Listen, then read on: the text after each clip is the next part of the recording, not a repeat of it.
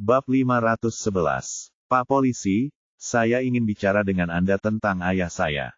Di ruang interogasi, Xiao Zhen berbicara kepada Zhao Yu, seolah-olah dia memohon. Sebenarnya, ayah saya sama sekali tidak tahu. Anda benar, saya benar-benar menyadari bahwa ada yang salah dengan senjata itu setelah saya menggunakannya untuk membunuh. Saya tahu bahwa polisi pada akhirnya akan menyelidiki saya. Dia melanjutkan, jadi, aku tidak punya pilihan selain meminta bantuan ayahku. Kata Xiao Zhen dengan berat hati. Sebenarnya, itu cukup sederhana. Aku hanya memberitahu ayahku bahwa, jika ada polisi yang bertanya, beritahu mereka bahwa aku termasuk orang-orang yang pergi ke Lingyun. Lalu, aku pergi. Aku tidak menjelaskan lebih lanjut, dan ayahku juga tidak bertanya mengapa. Jadi, Pak Polisi, tolong. Ayahku sama sekali tidak tahu, pinta Xiao Zhen. Jangan membuatnya sulit, oke. Tidak apa-apa kalau aku dihukum. Aku melakukan kejahatan, dan aku menjebak saudaraku. Aku pantas menerima ini. Tetapi, aku berharap, setelah saudaraku dibebaskan, mereka yang tersisa, selain aku, masih bisa menjadi keluarga yang utuh. Xiao Zhen mulai meneteskan air mata lagi. Tolong, lihatlah ibuku, yang sakit parah, dan bebaskan ayahku dari tanggung jawab. Keluarga yang seharusnya bahagia. Sayang sekali, Zhao Yu menghela napas, lalu berkata, karena keputusan salah yang kau buat dalam sekejap, kau telah menempatkan dirimu dalam situasi yang menyedihkan. Aku katakan padamu, ayahmu tidak hanya memberikan kesaksian palsu, tetapi dia bahkan menyuap Kong Wei Shen. Jadi, aku tidak bisa membantunya. Dia akan menerima hukuman yang setimpal, menurut hukum. Wow, Xiao Zhen menggigil sekarang. Maaf, aku sangat menyesal, kepada mereka. Kau juga harus minta maaf pada Xiao Zhen. Zhao Yu menggelengkan kepalanya, lalu berkata, tidakkah kau mengerti? Kau juga harus minta maaf pada Liu Jiao yang tidak bersalah. Jika kau membunuh seseorang, kau harus membayarnya dengan nyawamu. Jika kau berutang, kau harus membayarnya. Karena itu, sebaiknya kau bersiap untuk menebus kejahatanmu. Aku tidak bisa membantumu. Zhao Yu lalu berbalik, ingin pergi. Namun, Xiao Zhen berkata dengan cemas, petugas polisi, aku punya hal lain yang ingin kukatakan padamu, Ai Lili, dia. Ai Lili. Zhao Yu berbalik, tertarik sekarang. Aku dengar, kata Xiao Zhen, dia menjadi wanita raja sepatu. Dia menikah dengan keluarga kaya dan berkuasa. Aku juga mendengar bahwa dia ditangkap oleh polisi. Aku mendengarmu membawanya masuk lewat telepon. Boleh aku bertanya, apakah dia benar-benar menyewa seorang pembunuh? Temukan rahasia SAS Graph Builder untuk analisis data dinamis hasil yang disponsori. Zhao Yu menyentuh ponselnya tanpa sadar. Dia tidak pernah menyangka bahwa Xiao Zhen bisa mendengar Su Jinmei berbicara tentang Ai Lili sebelumnya. Namun, Zhao Yu tidak tahu apa maksud Xiao Zhen, jadi dia tentu saja tidak bisa mengatakan yang sebenarnya, tetapi malah mengajukan pertanyaan sebagai balasan. Mengapa kamu bertanya? Pak Polisi, saya tidak tahu apakah Anda yang menangani kasus itu, kata Xiao Zhen. Namun, saya dapat memberitahu Anda bahwa Ai Lili pasti bisa melakukan hal seperti itu. Zhao Yu membuka mulutnya, berniat penuh untuk memberitahunya tentang Ai Lili yang dituduh secara salah, tetapi setelah berpikir dua kali, dia menyimpannya untuk dirinya sendiri.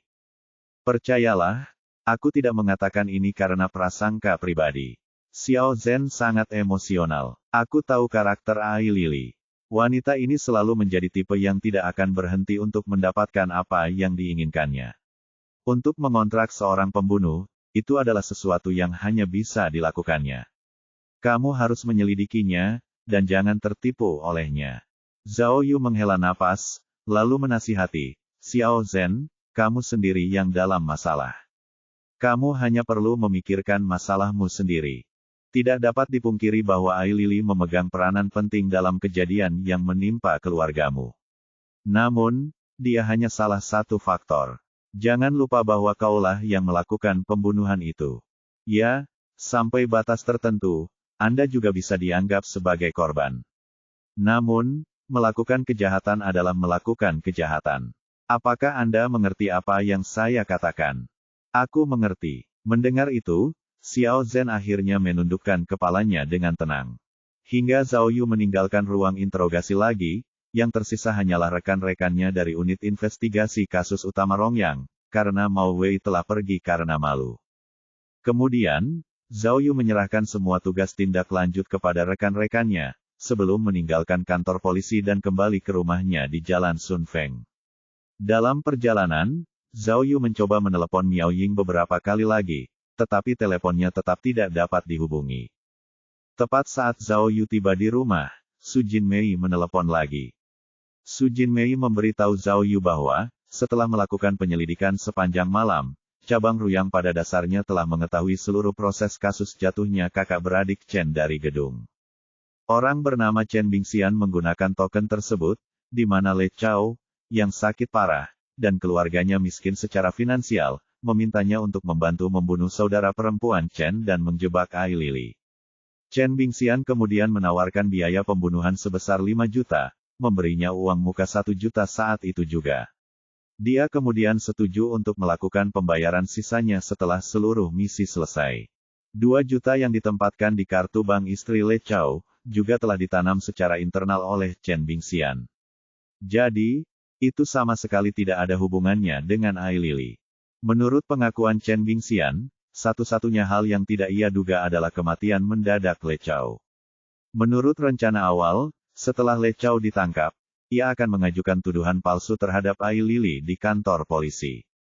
Namun, kematiannya menggagalkan rencana Chen Bingxian yang tampaknya sempurna. Dia tidak pernah menyangka Le Chao akan merekam video tentang transaksi mereka. Setelah menunjukkan bukti penting tersebut, Chen Bingxian tidak punya pilihan selain mengaku bersalah. Setelah itu, polisi menemukan uang deposit sebesar 1 juta di tempat Le Chao, sehingga seluruh kejadian terungkap. Ai Lili kemudian dibebaskan, terbebas dari semua tuduhan. Karena kasusnya ditutup dengan cepat, unit investigasi kasus utama Ruyang mendapat banyak ulasan positif, sehingga reputasinya pun meningkat. Mereka tidak hanya meningkatkan status mereka dalam semalam, tetapi mereka juga mampu menamparkan Wang Shengyao dan pasukannya dengan keras. Namun, Su Jinmei berkata kepada Zhao Yu dengan penuh emosi, "Sifu, ada sesuatu yang sepertinya tidak bisa kulepaskan.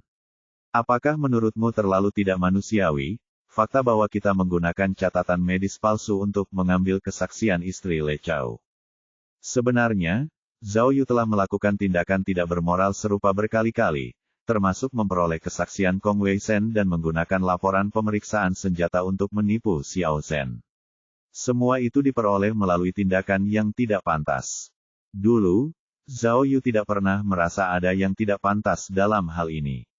Dalam benaknya, dia tidak sedang menjebak orang baik, tetapi hanya mengungkap kebenaran. Jika Xiao Zhen bukan pembunuh yang membunuh Liu Jiao, tidak peduli berapa banyak bukti yang dipalsukan Zhao Yu, dia tidak akan mengakui kejahatannya. Seperti kata pepatah, berpura-puralah sampai Anda berhasil. Dari sudut pandang Zhao Yu, itu hanyalah metode lain yang digunakan untuk memecahkan kasus dengan lebih efektif. Namun, terkait pertanyaan langsung Su Jinmei, Zhao Yu tidak tahu bagaimana menjawabnya. Ia berpikir sejenak, lalu berkata dengan emosi, "Jinmei, jangan lakukan apapun yang akan membuatmu malu.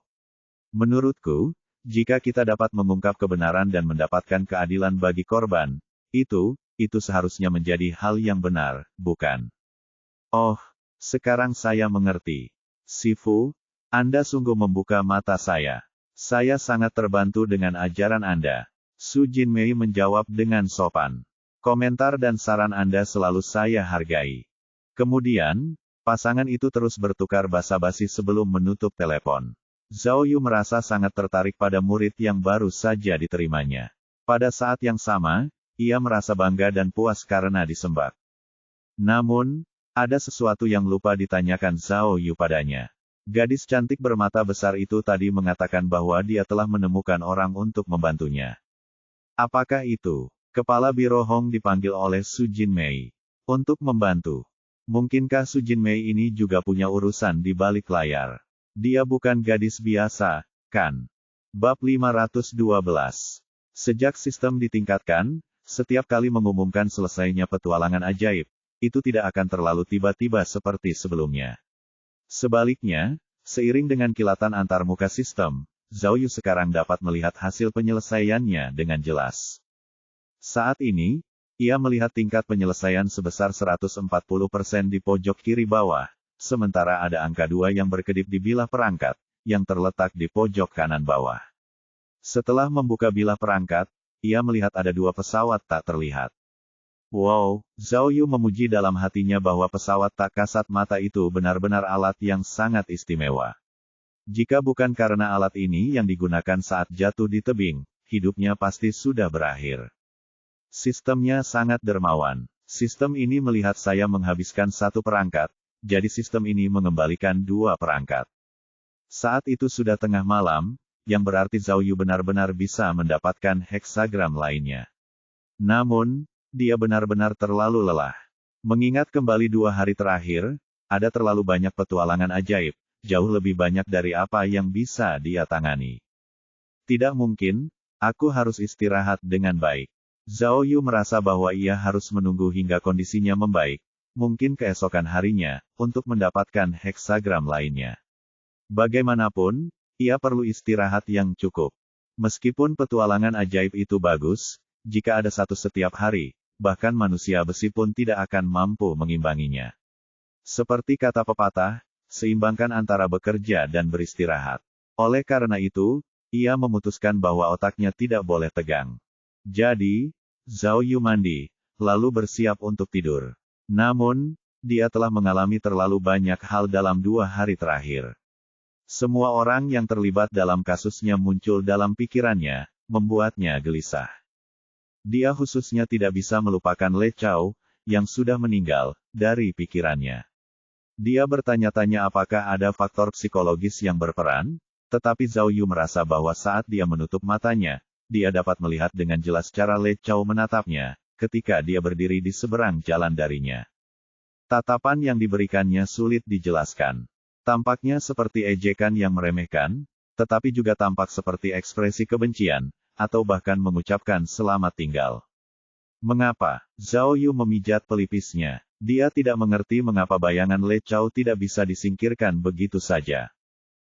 Apakah karena kematiannya ada hubungannya dengan saya? Atau, apakah karena dia pernah menjadi polisi? Mendesah.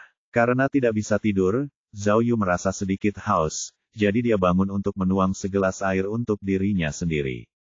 Begitu dia bangun, dia menyadari bahwa ada perubahan cuaca yang tiba-tiba di luar jendela. Sekarang sedang gerimis. Baik hujan musim gugur maupun malam menjadi dingin. Zhao Yu merasa kedinginan, jadi dia menutup jendela. Dia kemudian duduk di tempat tidurnya, minum airnya. Mendesah. Saat dia minum air, dia tidak bisa menahan diri untuk tidak mendesah. Langit sudah mulai cerah lagi, tetapi dia masih tidak bisa tidur. Akan ada banyak pekerjaan lanjutan yang menunggunya untuk diselesaikan keesokan harinya. Apa yang harus saya lakukan, karena saya tidak bisa tidur? Aneh sekali. Zhao Yu minum airnya sambil berpikir. Secara teori, setiap kali dia menutup kasus, dia bisa tidur dengan tenang. Lalu, apa yang terjadi saat ini? Baik kasus pembunuhan di apartemen maupun kasus Chen bersaudari jatuh dari gedung telah terpecahkan. Kedua pembunuh mengakui kesalahan mereka, jadi mengapa saya tidak bisa melupakannya? Apakah karena saya khawatir akan sesuatu?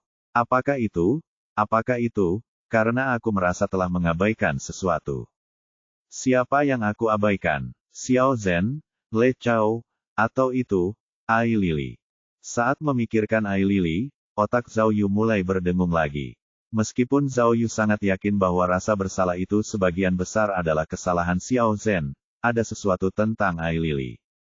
Kalau saja Ai Lili dulu bukan wanita yang bermoral rendahan, yang mempermainkan perasaan saudaranya, Xiao Zhen tidak akan marah karena malu, atau terdorong untuk melakukan pembunuhan, lalu menjebak saudaranya. Dengan begitu, keluarga bahagia itu tidak akan berada dalam situasi yang menyedihkan. Berdasarkan pemikiran ini, sampai batas tertentu, Ai Lili juga dapat dianggap sebagai salah satu pencetus semua presiden buruk dalam kasus pembunuhan apartemen. Namun, ia hanya dapat bertanggung jawab secara moral, bukan secara hukum. Tetapi, dia bertanya-tanya apakah itu hanya kebetulan, tetapi tepat ketika Zhao Yu memecahkan kasus pembunuhan apartemen, Ai Lili telah terlibat dalam kasus jatuh dari gedung. Mungkinkah ada semacam pengaturan yang terjadi? Namun, untuk kasus jatuh dari gedung, Ai Lili dijebak, dan terlibat banyak.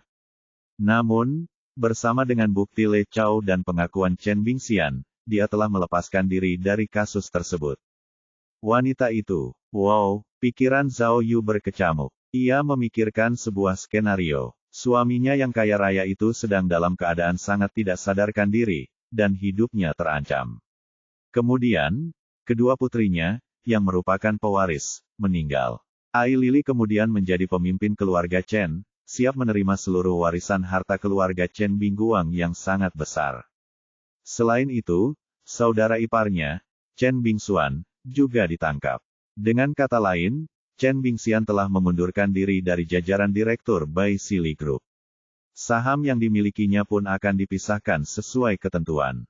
Selama periode ini, jika Ai Lili menjalankan bisnisnya dengan tepat, itu pada dasarnya berarti bahwa dia tidak hanya akan mengambil alih harta keluarga orang kaya itu, tetapi dia kemungkinan besar akan mengambil alih kendali penuh atas grup Bai Sili juga. Ya Tuhan! Lalu, wanita itu tiba-tiba bangkit dan menjadi sangat berkuasa dan kaya. Mungkinkah ini hanya kebetulan belaka?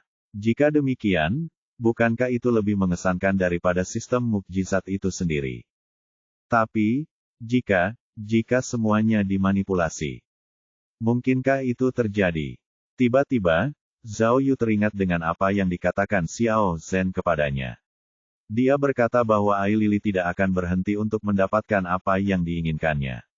Jika kasus jatuh dari gedung benar-benar pembunuhan kontrak, maka itu pasti Ai Lili.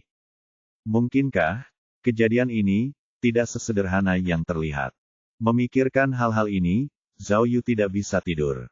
Dia menahan rasa lelahnya untuk memikirkan seluruh proses kasus jatuh dari gedung dengan hati-hati, mengaturnya berulang-ulang. Akan tetapi, semakin ia berusaha, semakin ia merasa bahwa ada terlalu banyak celah. Dan, semakin ia merasa cemas. Ya Tuhan, mungkinkah, apakah ada kebenaran yang berbeda? Alasan mengapa Zhao Yu memiliki perasaan ini sepenuhnya karena, selama seluruh proses Le Chao melakukan kejahatan, hal itu sangat tidak normal. Banyak tindakannya yang tidak dapat dijelaskan. Misalnya, mengapa dia mendorong kedua saudari itu dari atap gedung secara terang-terangan, hanya untuk menjebak Ai Lili.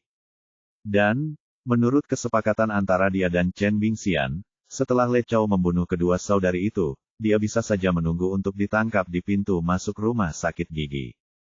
Jadi, mengapa dia lari? Agar bingkainya lebih realistis. Ditangkap polisi setelah dikejar-kejar. Mengapa dia tidak meninggalkan tempat kejadian perkara dan pulang saja untuk ditangkap? Dia memutuskan bahwa rumah sakit gigi akan mengambil gambar Le Chao, dan kemudian polisi akan dapat mengetahui bahwa dia adalah pembunuhnya dengan sangat cepat. Setelah dia melakukan pembunuhan, dia hanya perlu kembali ke rumah dan menunggu untuk ditangkap. Jadi, mengapa dia berpura-pura, membiarkan dirinya dikejar oleh Zhao Yu?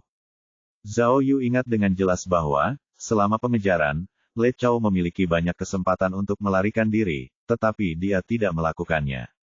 Sepertinya dia sengaja menunggu Zhao Yu untuk mengejarnya. Mengingat bagaimana dia berlari cepat di jalan, lalu melompat dari tebing, dia jelas menunjukkan tanda-tanda ingin mati. Semua hal itu sama sekali tidak sejalan dengan apa yang diminta Chen Bingxian kepadanya. Pada akhirnya, karena kematian mendadak Le Chao, bukti-bukti pun terungkap. Bukti itu, ya ampun, Zhao Yu tiba-tiba mendapat sebuah ide, sungguh mengejutkan. Mungkinkah, bahwa bukti itu bukanlah yang Le Chao gunakan untuk menyelamatkan hidupnya, tetapi, bahwa itu adalah rencananya yang lain. Bab 513. Semakin Zhao Yu memikirkannya, semakin menakutkan jadinya. Dia perlahan bisa merasakan bahwa kematian Le Chao sebenarnya tidak semudah itu.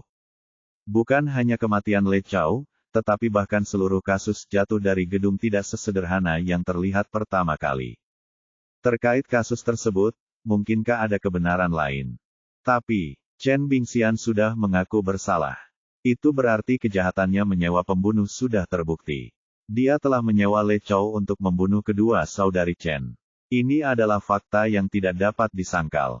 Mungkinkah saya terlalu banyak berpikir, karena otak saya terlalu aktif? Tunggu, tiba-tiba Zhao Yu terpikir sebuah ide aneh. Karena saya merasa khawatir, saya mungkin sebaiknya menyuruhnya membuat keputusan untuk saya. Itu, yang dimaksud Zhao Yu adalah sistem di otaknya. Idenya adalah mendapatkan heksagram baru, saat itu juga.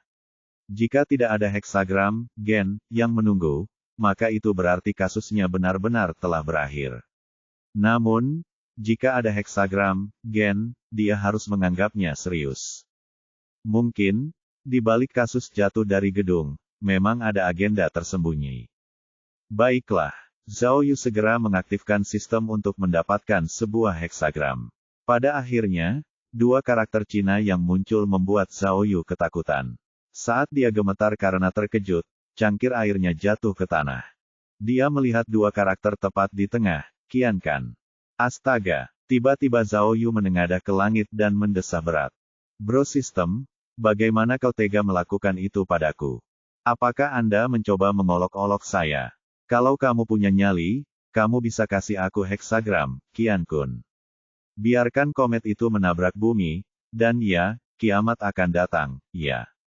Melihat heksagram yang mengerikan itu, Zhao Yu begitu terguncang, ia mulai berbicara tidak jelas. Setelah beberapa saat, dia akhirnya sedikit tenang. Mendesah. Tapi itu, heksagram Qian. Itu bisa merenggut nyawa manusia. Ini bukan lelucon. Pada saat itu, kelelahan dan keletihan Zhao Yu benar-benar hilang. Dia tahu bahwa heksagram, kun, yang melambangkan insiden besar, sudah cukup untuk membuatnya takut. Heksagram, Qian, hanya bisa lebih kuat daripada heksagram, kun. Sebelumnya, Zhao Yu hanya pernah menerima heksagram, Qian, sekali. Pada akhirnya, selama pertempuran di General Ridge, termasuk beberapa petugas polisi dan perampok, ada begitu banyak korban. Lalu, bagaimana dengan kali ini? Mengapa tiba-tiba menjadi begitu serius? Zhao Yu ingat dengan jelas bahwa heksagram Qian sebelumnya yang ia dapatkan mengikuti di belakang heksagram Gen, dan kekuatannya sudah mengguncang bumi. Kali ini, heksagram Qian muncul lebih dulu, jadi orang hanya bisa membayangkan bahwa kekuatannya tidak akan lebih lemah. Bagian yang paling membingungkan adalah mengapa heksagram Kan muncul setelah heksagram Qian. Karena, Kan, melambangkan wanita, tidak aneh jika ada wanita. Tapi, wanita muncul di samping heksagram Qian. Zhao Yu berpikir dalam hati. Kalau ada heksagram, Gen, setidaknya aku bisa menyelidiki celah kasus jatuh dari gedung. Tapi, heksagram, Kan, apa yang harus kulakukan tentang itu? Perhatikan wanita-wanita di sekitarku. Di antara mereka, siapa yang akan berada dalam bahaya? Atau mungkin, di antara mereka, ada seseorang yang ingin membunuhku. Zhao Yu tidak dapat memperkirakan arti dari heksagram Qian yang mengerikan itu, tetapi ada hal lain yang harus dilakukan. Dia masih harus menyelesaikan misi sampingan. Berdasarkan puisi heksagram pada antarmuka, Zhao Yu dengan cepat menemukan waktu dan lokasi untuk misi sampingan hari itu. Dia tidak menyangka bahwa itu adalah kedua kalinya lokasi misi sampingan berada di kantor polisi Rongyang, dan waktunya akan berada pada pukul 2:10 siang, tepat saat giliran kerjanya. Memiliki heksagram Qian yang mengerikan, Zhao Yu tentu saja tidak berani meremehkan misi sampingan. Sulit untuk mengatakan apakah itu seperti kasus jatuh dari gedung, tetapi misi sampingan mungkin memang memainkan peran penting. Meskipun langit mulai cerah, hari masih larut malam. Zhao Yu mengambil cangkir dari tanah, lalu kembali berbaring di tempat tidurnya. Saat itu, dia tidak yakin apa yang sedang dipikirkannya. Dia bahkan tidak tahu apakah dia tidur atau tidak. Namun, ketika dia membuka matanya lagi, waktu sudah menunjukkan pukul 8 pagi. Zhao Yu menoleh dan melihat heksagram, Qian Kan, tepat di tengah-tengah sistemnya. Kemudian, ia menyadari bahwa heksagram kemarin itu nyata. Itu bukan mimpi atau ilusi. Zhao Yu bangun dari tempat tidur, menggosok giginya, lalu berkumur. Ia lalu berpakaian untuk meninggalkan rumah. Dia tidak pernah menyangka bahwa di luar masih gerimis. Seperti kata pepatah, setiap kali hujan turun di musim gugur, udara akan semakin dingin. Ditambah lagi, dengan heksagram yang membuatnya merasa gelisah, Zhao Yu merasa hatinya sudah disentak-sentak dengan kuat. Meskipun cuaca tidak bersahabat, ia tetap harus pergi bekerja. Untungnya, ia memarkir Land Rover-nya tepat di lantai bawah, jadi ia bahkan tidak perlu membawa payung. Ia merasa lapar, jadi ia pergi ke restoran dekat Jalan Sun Feng untuk sarapan. Ia memilih tempat duduk di dekat jendela. Dari tempat duduk itu, ia dapat melihat langsung gedung kantor-kantor polisi Rongyang. Hujan tidak deras, tetapi karena perbedaan suhu, kabut tebal menyelimuti. Orang-orang semakin merasa kedinginan. Sambil menunggu pelayan membawakan makanannya, Zhao Yu kembali melihat ponselnya. Masih belum ada kabar dari Miao Ying. Gadis ini, kemana dia pergi? Aku bahkan tidak tahu kapan dia akan kembali. Jika dia ada di sini, tidak akan begitu sulit bagiku untuk memecahkan kasus ini. Sarapan pun tiba. Minuman kedelai yang lembut dan adonan stik goreng yang disajikan sangat lezat, dan Zhao Yu menyadari betapa besar nafsu makannya pagi ini. Namun, saat makan, ia memperlambat langkahnya. Ini karena, saat makan, ia teringat pada malam sebelumnya, mengenai kasus jatuh dari gedung. Ia teringat banyak hal yang tidak masuk akal tentang Le Chao. Cek-cek, tiba-tiba, Zhao Yu meletakkan sumpitnya, sambil berpikir dalam hati. Meskipun saat ini bukan heksagram, Gen, itu tidak berarti tidak ada yang salah dengan Le Chao. Terlepas apakah itu heksagram Qian atau heksagram Kan, jika aku tidak menyelidikinya, aku akan selalu merasa gelisah. Jadi, Zhao Yu menatap sarapannya yang baru setengah dimakan, lalu menatap gerimis di luar jendela, tekad membuncah dalam hatinya. Kemudian, ia segera membayar tagihan dan pergi dengan mobilnya, menghilang di antara kabut hujan dalam sekejap mata. 20 menit kemudian, Zhao Yu, sambil memegang payung hitam, tiba di atap rumah sakit gigi. Beberapa hari yang lalu, saudara perempuan Chen telah didorong oleh Le Chao dari tempat ini. Pada saat itu, di bawah guyuran hujan, tidak ada jejak kejahatan yang tersisa. Namun, di kepala Zhao Yu, dia berusaha keras untuk memutar ulang situasi tersebut. Seolah-olah dia bisa melihat Le Chao, yang mengenakan jubah dokter besar, menggendong kedua saudari Chen ke atap, satu persatu. Meskipun Chen bersaudara bertubuh mungil, mereka berdua manusia, jadi Le Chao harus menggendong mereka ke atap secara terpisah. Lalu, di depan semua orang, dia harus mendorong kedua bersaudara itu keluar dari gedung. Le Chao dulunya adalah seorang polisi yang hebat. Jika dia melakukan hal-hal yang merugikan seperti itu demi uang, bukankah dia akan merasa sedikit bersalah? Tepat ketika Zhao Yu sedang memikirkan hal ini dengan serius, ponselnya tiba-tiba berdering. Setelah dia menjawabnya, dia menemukan bahwa itu adalah muridnya, Su Jinmei. Sifu, aku sudah memeriksa semua hal yang kau suruh aku periksa. Chen Bingxian berkata bahwa dialah yang menemukan Le Chao. Selain fakta bahwa Le Chao sedang dalam situasi keuangan yang sulit dan menderita penyakit terminal, dia juga pernah menjadi polisi, jadi dia pasti paham dengan prosedur kepolisian. Jadi, dia pikir akan lebih mudah untuk berhasil dalam penjebakan itu. Oh, kalau begitu, bukankah Le Chao yang meminta ini pada Chen Bingxian? Zhao Yu bertanya lagi. Su Jinmei bergumam, lalu bertanya dengan hati-hati, Sifu. Kau menyuruhku untuk mengulang pengakuan lisan. Apakah itu karena, menurutmu ada yang salah dengan kasus ini? Bab 514. Hujan menyelimuti seluruh langit. Bahkan warnanya pun tampak tersapu oleh hujan. Setiap pemandangan yang terlihat oleh mata menjadi hitam dan putih, seperti lukisan tinta. Pada saat itu, Zhao Yu sedang berdiri di atap pabrik tempat Le Chao jatuh dan meninggal. Dia sedang menyelidiki tempat kejadian dengan sangat serius. Meskipun dia menggunakan payung, hujan masih membasahi separuh pakaiannya. Namun, Zhao Yu tidak menyadarinya, karena dia begitu fokus pada kasusnya. Zhao Yu melihat ke atap bungalow yang berjarak beberapa meter. Beberapa hari yang lalu, dia dan Le Chao mempertaruhkan nyawa mereka dengan melompat dari tempat yang sama. Meskipun ia jatuh dari tebing, Zhao Yu beruntung memiliki pesawat tak terlihat untuk melindunginya, jadi ia selamat. Namun, Le Chao telah jatuh melalui lubang di atap dan meninggal. Xiao Zhang pernah berkata bahwa Le Chao telah mendorong Chen bersaudara hingga tewas, dan dia tidak pernah menyangka Le Chao akan mengakhiri hidupnya dengan cara yang sama. Dia bertanya-tanya apakah ini takdir. Tidak. Saat itu, sambil menatap keadaan di atap, Zhao Yu menggelengkan kepalanya pelan dan mendesah. Itu tidak benar. Kematian Le Chao mungkin tidak ditakdirkan, tetapi mungkin juga bukan sebuah kecelakaan. Sebelumnya, kejadiannya terlalu tiba-tiba, jadi Zhao Yu belum sempat berpikir apa yang salah. Namun sekarang, dia mengira Le Chao terjatuh karena benturannya dengan Le Chao, yang kemudian terpental ke lubang atap yang pecah. Akibatnya, dia terjatuh dan meninggal. Namun, ketika Zhao Yu mengevaluasi kembali kasus tersebut, ia tiba-tiba menyadari bahwa kebenaran mungkin tidak sesederhana yang ia bayangkan sebelumnya. Zhao Yu menyadari bahwa, meskipun lubang yang pecah di atap tidak jauh dari sisi atap, ada perbedaan yang cukup besar pada sudut tempat Le Chao berdiri saat itu.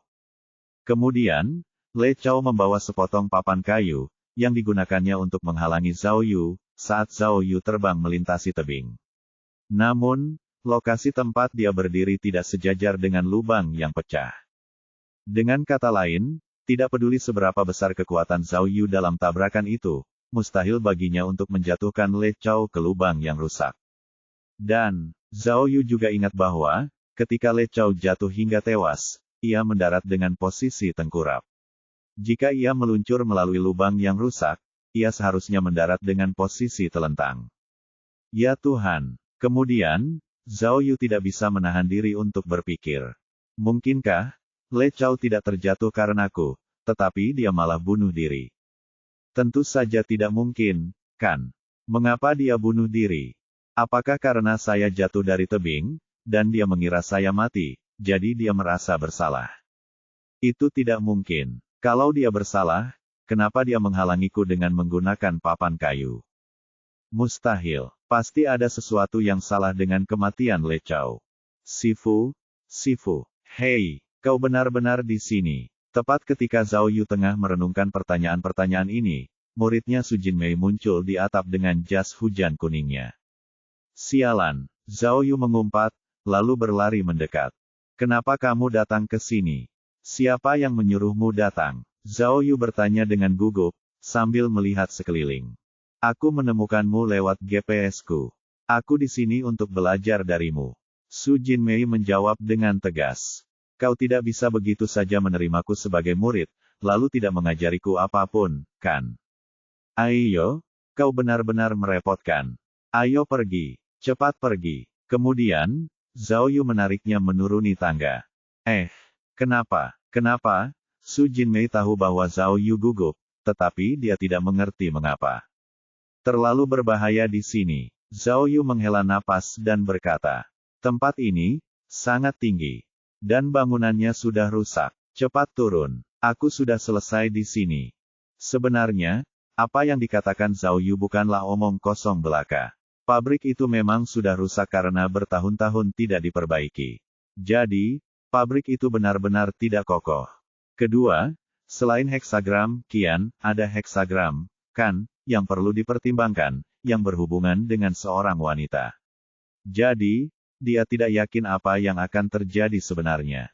Terutama ketika dia berhubungan dengan seorang wanita, dia tentu harus sangat berhati-hati hari ini. Setelah 10 menit, Zhao Yu dan Su Jinmei akhirnya mencapai dasar pabrik melalui tangga, tiba di Land Rover-nya. Hujan ini sepertinya tidak akan berhenti dalam waktu dekat. Su Jinmei melepas jas hujannya, lalu bertanya kepada Zhao Yu, sambil melihat hujan di luar jendela, Sifu, apakah kamu menemukan sesuatu? Oh, tunggu sebentar.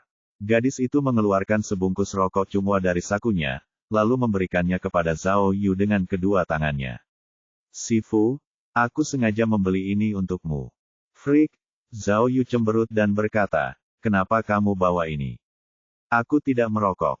Oh, Su Jinmei bergumam pada dirinya sendiri. Aku melihatmu biasa membawa rokok di sakumu. Aku hanya membawanya untuk bersenang-senang.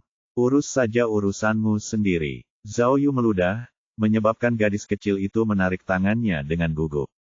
Su Jinwei memiliki sepasang mata yang berkilau dan sebening kristal, seperti karakter dalam komik. Melihat wajah Su Jinmei yang menggemaskan, Zhao Yu lalu menghela napas dan menjawab, menurutku Le Chao agak aneh. Aku melihat sekeliling, dan aku punya firasat bahwa dia mungkin telah bunuh diri. Oh, Su Jinmei mengangguk. Dia merenungkannya beberapa detik kemudian, lalu tiba-tiba bertanya dengan heran, kamu, apa yang kamu katakan? Bunuh diri? Tidak mungkin, kan? Tapi, Zhao Yu menggelengkan kepalanya, sambil meraih rokok Chunghwa, memasukkannya ke dalam sakunya. Meskipun dia tidak merokok, dia pikir dia setidaknya bisa memberikan barang semahal itu kepada orang lain. Gadis kecil, ingatlah ini, untuk menjadi detektif yang berkualifikasi, kamu harus tenang. Zhao Yu memanfaatkan kesempatan itu untuk berpura-pura membimbing gadis itu. Di masa depan, tidak peduli apapun masalah mengerikan yang terjadi, kamu harus tetap tenang. Apakah kamu mengerti?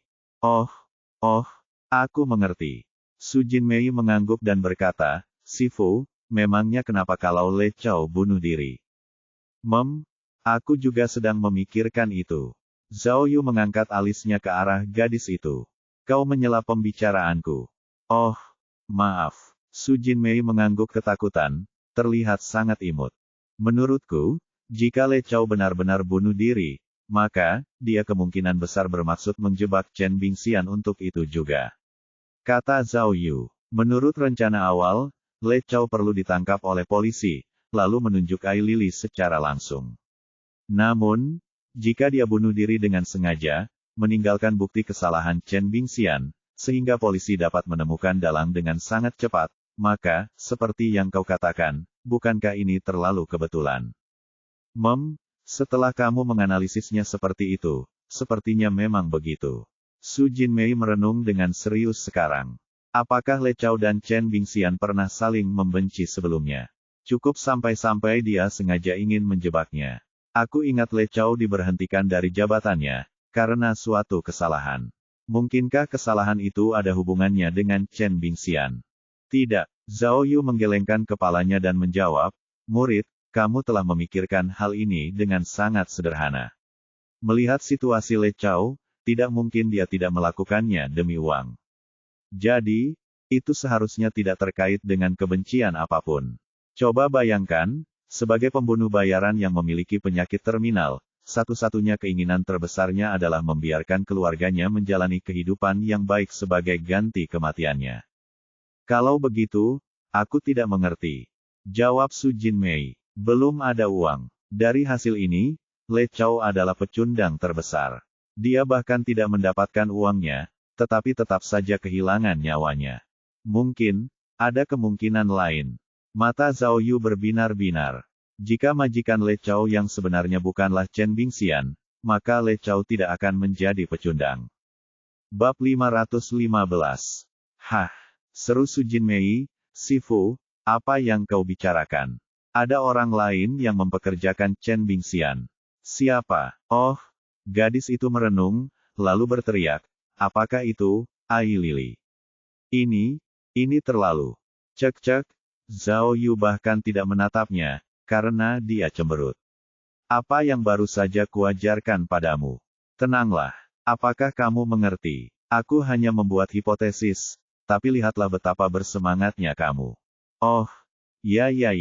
Su Jinmei dengan cepat berusaha menenangkan wajahnya, lalu bertanya dengan sungguh-sungguh, Sifu, apakah itu benar-benar Ai Lili? Jika demikian, apakah itu berarti Chen Bingxian dituduh secara salah? Tidak, itu tidak benar, karena Chen Bingxian mengaku bersalah. Zhao Yu mengernyitkan alisnya, lalu berkata, bagaimana jika Ai Lili adalah orang yang pertama kali menemukan Le Chao, lalu dia merencanakan konspirasi dalam rencana semula. Dia mengirim Le Chao untuk mendekati Chen Bingxian, lalu memancingnya untuk menyewa pembunuh. Setelah itu, dia menyuruh Le Chao meninggalkan bukti bahwa Chen Bingxian telah melakukan kejahatan, sementara Le Chao menyelesaikan semua masalah dengan kematian. Dengan begitu, Ai Lili dapat melepaskan diri dari daftar tersangka dalam kasus melompat dari gedung dengan sempurna, sehingga menyingkirkan hambatan dari kedua bersaudara Chen dan Chen Bingxian. Dan, semua itu untuk menjadi pemimpin baru grup Bai Sili. Ya ampun, aneh sekali. Su Jinmei membelalakkan matanya. Kalau dipikir-pikir, merencanakan konspirasi dalam sebuah rencana, Ai Lili ini pasti sangat licik dan pintar. Dan, dia harus bertaruh pada dirinya sendiri bahwa dia bisa melakukan semuanya, bukankah itu terlalu berisiko? Apa risikonya? Zhao Yu menjawab, selama dia bisa menyelesaikan masalah dengan Le Chao, semuanya akan berada di bawah kendalinya. Tapi, Su Jinmei merenung sejenak, lalu bertanya, itu tidak benar, jika Ai Lili mempekerjakan Le Chao harus secara proaktif mengenal Chen Bingxian. Namun, Chen Bingxian dengan jelas mengakui bahwa dia telah menemukan Le Chao terlebih dahulu. Benar sekali, aku juga berpikir begitu, setidaknya pada awalnya. Alis Zhao Yu berkerut erat, saat dia berkata dengan penuh arti, tetapi, terkadang, semakin sesuatu tampak seperti kebetulan sederhana dalam konspirasi dalam suatu rencana, semakin sulit untuk menyadari bahwa ada sesuatu yang salah. Jadi, Ai Lili memanfaatkan teka-teki ini dengan sangat baik, sehingga menjadi pemenang terakhir. Sifu, meskipun aku tidak begitu mengerti apa maksudmu, aku bisa merasakan bahwa apa yang baru saja kau katakan memiliki makna yang dalam. Su Jinmei memujinya, wajahnya penuh kekaguman. Tapi, bisakah kau menjelaskan lebih lanjut? Apa lagi yang perlu dijelaskan? Zhao Yu tersenyum. Tidakkah kau tahu bahwa sifumu paling jago bermain tenang? Ayo, berikan buku catatanku. Aku perlu membuat rencana investigasi terperinci. Yang paling kubutuhkan sekarang, adalah mengklarifikasi hubungan antara Chen Bingguang, Chen Bingxian, Ai Lili, dan saudara perempuan Chen. Mengenai hal ini, semakin terperinci, semakin baik. Dan, kau perlu menghubungi Kapten Zhangmu. Aku perlu memberitahunya beberapa hal. Kapten Zhang, kau ingin dia terlibat dalam hal ini? Tanya Su Jinmei. Omong kosong. Cabang Ruyang yang menangani kasus ini, jadi bagaimana mungkin aku, orang luar, terlibat? Zhao Yu memanfaatkan kesempatan itu untuk menepuk dadanya, memuji dirinya sendiri pada saat yang sama. Kau bertemu dengan seorang detektif, yang memiliki moral yang tinggi dan karakter yang mulia, dan yang tidak peduli dengan ketenaran atau keuntungan yang diperoleh dengan cara yang tidak sah. Jika orang lain yang menyelidiki kasus ini, siapa yang akan peduli dengan ini sekarang? Sifu, jangan khawatir. Aku di sini, jadi kami pasti tidak akan mengabaikan kontribusimu. Su Jinmei menepuk dadanya, meyakinkannya. Selama kamu membantu kami menemukan kebenaran, aku akan memastikan semua orang tahu bahwa kamulah yang benar-benar memecahkan kasus ini. Baiklah, tampaknya aku tidak menerima murid dengan sia-sia. Zhao Yu menganggukkan kepalanya ke arah Su Jinmei, senang. Murid, bersiaplah. Mari kita gali kebenaran di balik kasus melompat dari gedung ini. Baiklah. Meskipun dia tidak tahu maksud Zhao Yu, Su Jinmei mengangguk dengan percaya diri, sambil memberikan nomor telepon Kapten Zhang. Zhao Yu segera menelepon Zhang. Ketika Zhang mengetahui situasi tersebut, dia sangat perhatian, meyakinkan Zhao Yu bahwa dia bukanlah tipe orang yang mendambakan keuntungan kecil, juga bukan orang yang tidak mau repot-repot mencari kebenaran. Dia lebih lanjut berjanji bahwa, jika ada celah yang ditemukan, dia pasti akan memberikan kerjasama penuhnya kepada Zhao Yu untuk menyelesaikannya. Zhao Yu sangat puas dengan sikap saudara iparnya, jadi dia segera mendelegasikan 3 tugas kepadanya.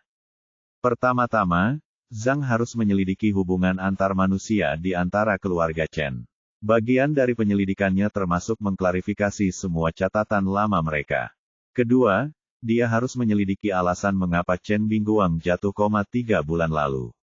Secara khusus, dia perlu mencari tahu apakah itu benar-benar kecelakaan.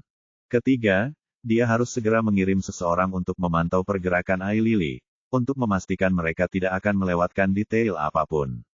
Setelah mendengarkan instruksi langsung Zhao Yu, Zhang tidak menunda lebih lama lagi, tetapi segera mengambil tindakan.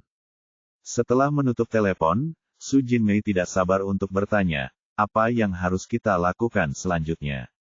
Ayo makan, kata Zhao Yu sambil melihat jam tangannya. Karena kamu secara resmi adalah muridku, kamu harus menunjukkan rasa hormat dan ketulusan, kan? Oh, tidak masalah, tidak masalah. Su Jinmei setuju, tetapi kedua sisi pipinya dipenuhi keringat dingin. Sekitar pukul 1 siang, Zhao Yu dan Su Jinmei memesan beberapa hidangan sederhana di sebuah restoran kecil. Zhao Yu hanya bercanda dengan muridnya. Lagi pula, dia tidak akan pernah benar-benar menyuruh seorang gadis kecil membelikannya makanan. Hujan di luar masih deras. Tetesan air hujan mengalir turun dari atap, membentuk genangan air di pintu. Tidak banyak orang di jalan, jadi semuanya tampak sangat sunyi. Zhao Yu menoleh ke arah Su Jinmei, yang sedang menikmati makanannya. Kamu bilang kamu membantuku terakhir kali, jadi siapa yang kamu cari untuk membantuku, sebenarnya? Dan, mengapa aku tidak merasakan bantuan itu sama sekali? Terakhir kali, Su Jinmei kemudian mengingat saat Zhao Yu diinterupsi dari penyelidikannya. Namun, dia tidak mengatakan bahwa dia mengingatnya saat itu, tetapi hanya cemberut dan menjawab dengan nada rahasia, singkatnya, aku benar-benar menemukan seseorang untuk membantumu. Namun, aku tidak bisa memberitahumu siapa. Itu rahasia. Hei, bagaimana mungkin kau tidak sepenuhnya jujur dengan kakakmu? Zhao Yu berpura-pura marah, sambil meneguk birnya. Sebenarnya, dia tidak terlalu peduli sama sekali, karena selama ini, dia mengira bahwa orang yang telah menyelamatkannya dari masalah adalah kepala Biro Hong sendiri. Jika kepala Biro Hong ternyata bukan orangnya, maka itu berarti Zhao Yu harus mengakui kesalahannya.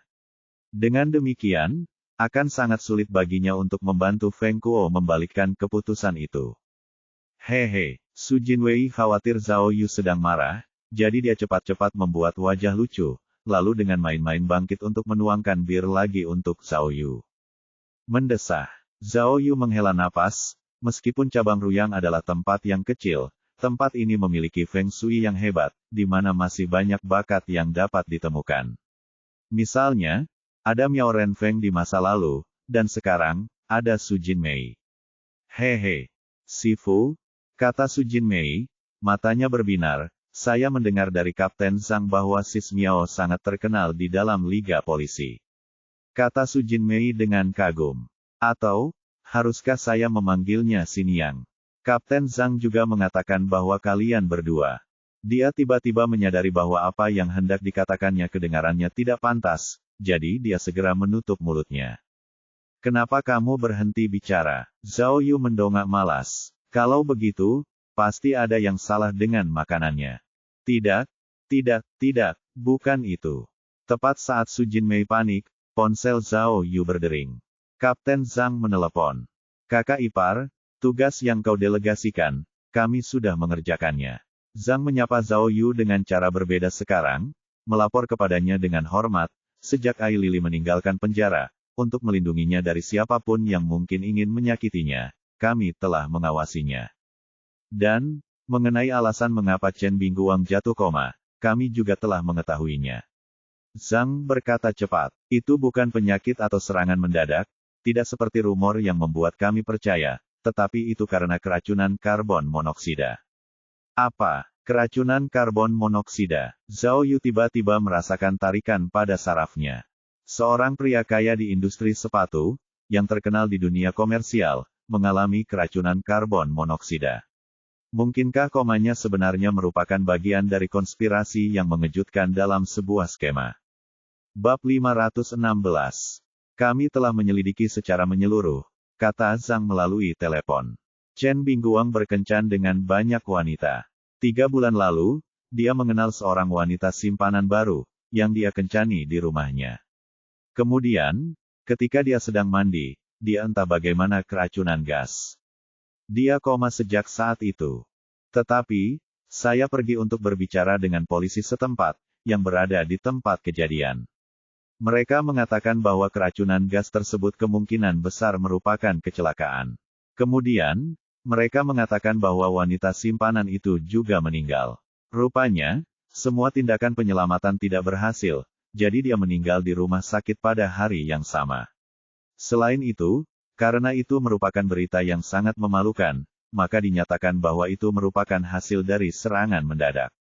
Oh, Zhao Yu mengerutkan alisnya, merenungkan hal ini dengan serius. Meskipun tampaknya itu adalah kecelakaan, kemungkinan lain tidak boleh disingkirkan. Jika ada seseorang yang bermaksud menjebak Chen Bingguang, itu tidak akan terlalu sulit. Kakak ipar, jika menurutmu perlu menyelidiki hal ini lebih lanjut, aku akan segera mengirim seseorang untuk melakukannya. Kata Zhang. Namun, mengenai hubungan antar manusia di antara keluarga Chen, kami belum mengalami banyak kemajuan. Aku sudah memeriksa catatan pengakuan Chen Bingxian, tetapi dia tidak banyak menyebutkan tentang keluarga itu. Jika kita ingin informasi yang benar-benar dapat diandalkan, kita perlu menginterogasinya lagi di pusat penahanan. Kemudian, Zhang mendapati dirinya dalam posisi yang sulit. Anda harus memahami situasi saya. Para petinggi mengira bahwa kita telah menutup kasus ini, jadi mereka bersiap untuk merayakannya.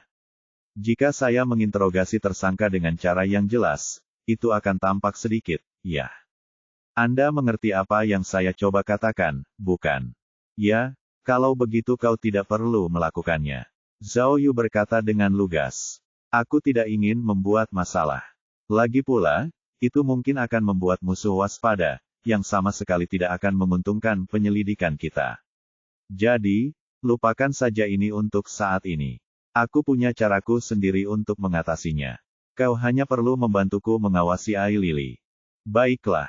Zhang langsung setuju. Setelah menutup telepon, Su Jinmei bertanya dengan tidak sabar, Sifu, jika kamu tidak menginterogasi tersangka, cara apa lagi yang kamu miliki untuk mendapatkan informasi tentang keluarga Chen? Kau baru saja meremehkan kakakmu. Kata Zhao Yu dengan bangga. Sebenarnya, aku sudah punya janji dengan orang dalam untuk sore ini. Jadi, tunggu aku di pintu masuk cabang Rongyang. Aku berjanji akan menunjukkan dunia kepadamu.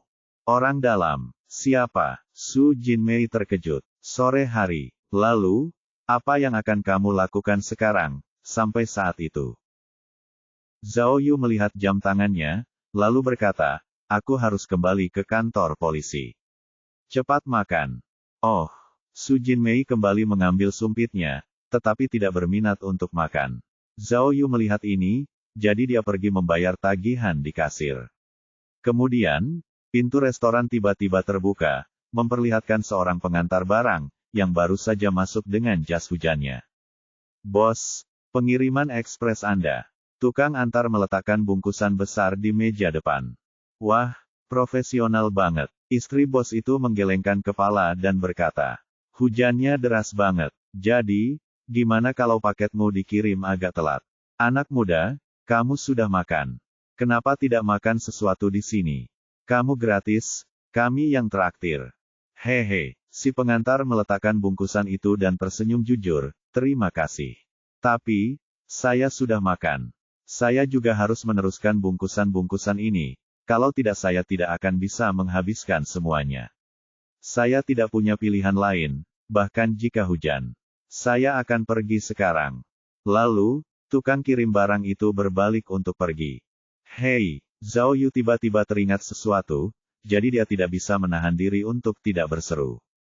Hah, ada apa? Si pengantar barang sudah mengenakan kembali jas hujannya, tetapi melepaskannya lagi, setelah mendengar perkataan Zhao Yu. Zhao Yu menatap tukang antar itu namun tidak berkata apa-apa lagi.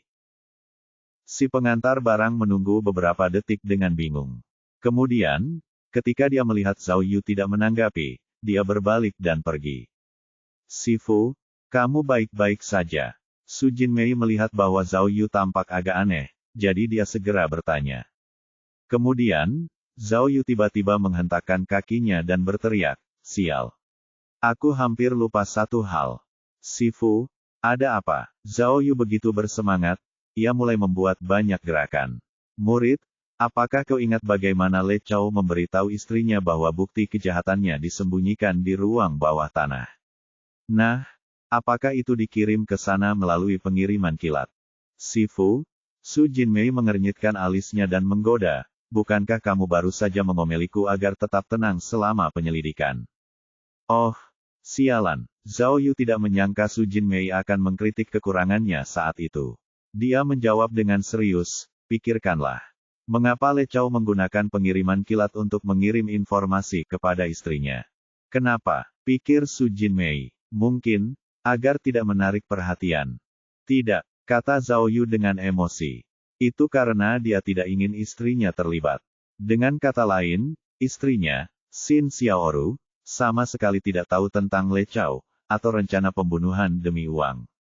Lalu, bagaimana? Su Jinmei masih bingung. Maksudnya, kalau ini adalah konspirasi dalam sebuah skema, istrinya tidak akan tahu sama sekali. Kau mengerti, istrinya tidak tahu apa-apa, sejak awal. Oh, Su Jinmei semakin bingung. Sifu, bisakah kau buat ini sederhana untukku?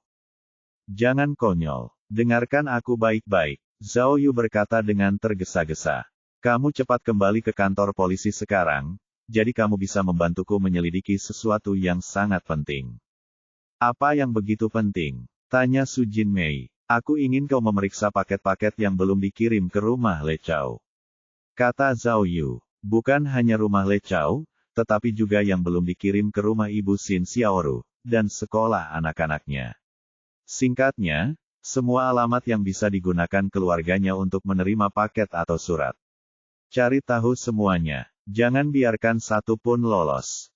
Juga, jika kau tidak mampu melakukannya sendiri, beritahu Zhang, sehingga dia dapat membantumu dengan ini. Bagaimanapun, kau harus mencari tahu tentang ini. Zhao Yu berbicara dengan nada memerintah.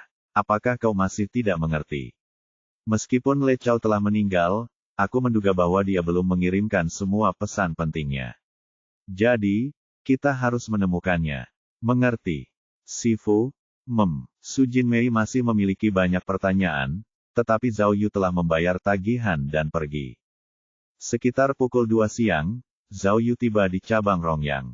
Berdasarkan lokasi misi sampingan, pertemuan ajaib itu akan terjadi di pintu masuk Departemen Keuangan di lantai 4. Cek-cek. Karena ia telah memperoleh heksagram kian, Zhao Yu merasa berbeda terhadap misi sampingan hari ini. Ia berdiri di pintu Departemen Keuangan, merasa gugup. Ia tetap waspada, bertanya-tanya kejadian mengerikan apa yang akan terjadi selanjutnya. Ia bertanya-tanya apakah itu karena hujan, tetapi ia melihat bahwa koridor di lantai 4 benar-benar kosong. Tidak ada seorang pun di sana. Jadi, sepertinya tidak akan terjadi sesuatu yang besar.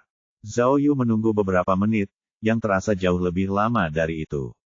Bahkan, setelah beberapa saat, ia bahkan berpikir bahwa ia salah menentukan lokasi misi sampingan. Namun, saat waktu menunjukkan pukul 2.10, ponsel Zhao Yu tiba-tiba berdering.